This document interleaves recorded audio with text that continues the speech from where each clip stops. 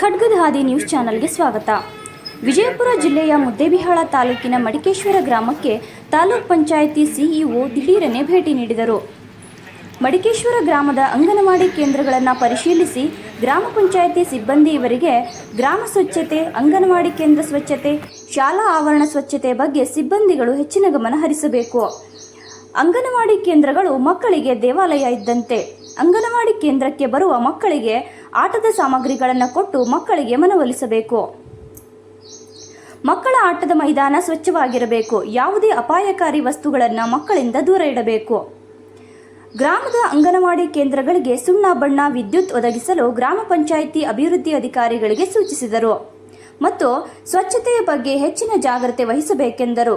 ಗ್ರಾಮ ಪಂಚಾಯಿತಿಯಲ್ಲಿ ಕಾರ್ಯನಿರ್ವಹಿಸುತ್ತಿರುವ ಸಿಬ್ಬಂದಿ ವರ್ಗಕ್ಕೆ ಎಚ್ಚರಿಕೆ ನೀಡಿದರು.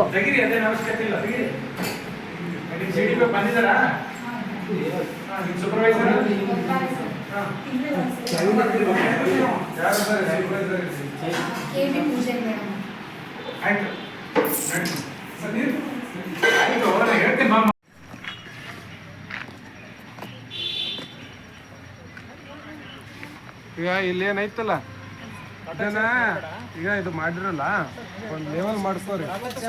ಮಲ್ಲ ಸೀದಾ ಒಂದು ದಾರ ಹಾಕೋರಿ. ಯಾರು ಅದನ್ನ ಮಾಡೋರು? ಯಾರು ಸಿಬ್ಬಂದಿ ಮಾಡಕತ್ತಾರ?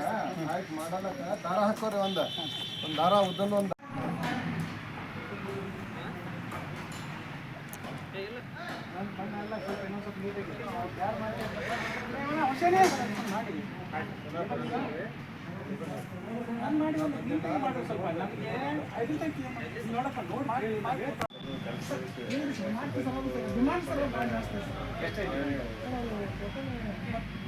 ಕರೆಂಟ್ ಡಿಮ್ಯಾಂಡ್ ಐತೆ.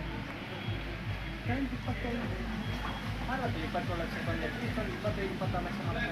ಎಲ್ಲ ನಾವು ದೌಡಿಗೆಲ್ಲ ಮಾಡ್ತಾರೆ. ನಿಮಗೆ ಐದೇ ಕಡಿಮೆ ಆಗ್ಬೋದು. ಈ ಸಲ ಕಡಿಮೆ ಆಗ್ಬೋದು.